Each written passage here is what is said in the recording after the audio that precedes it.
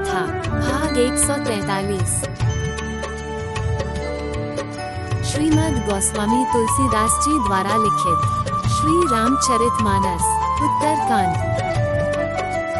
पार्वती जी ने शिवजी से कहा, प्रभु सुनिए, हजारों मनुष्यों में कोई एक धर्म के व्रत को धारण करने वाला होता है और करोड़ों धर्मात्माओं में कोई एक ही वैराग्य परायण होता है।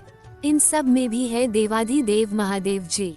वह प्राणी अत्यंत दुर्लभ है जो मद और माया से रहित होकर श्री राम जी की भक्ति के परायण होते हैं।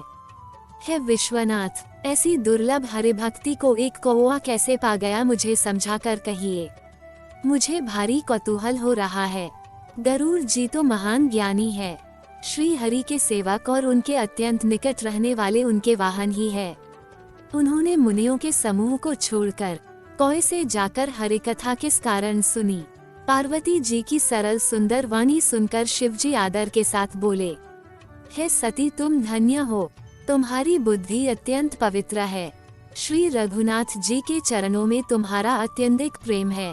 अब वो पवित्र इतिहास सुनो जिसे सुनने से सारे लोक के भ्रम का नाश होता है तथा श्री राम जी के चरणों में विश्वास उत्पन्न होता है और मनुष्य बिना ही परिश्रम संसार रूपी समुद्र से तर जाता है।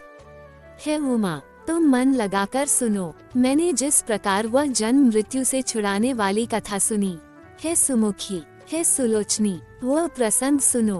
पहले तुम्हारा अवतार दक्ष के घर पर हुआ था, तब तुम्हारा नाम सती था।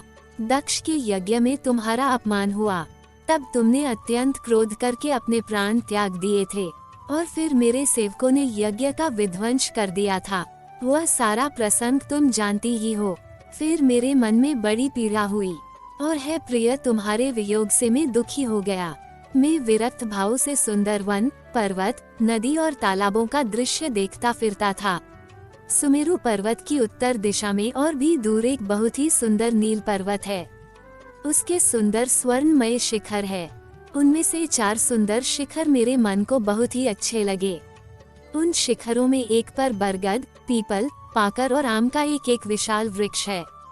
पर्वत के ऊपर एक तालाब शोभित है जिसकी मणियों की सीढ़ियां देखकर मन मोहित हो जाता है।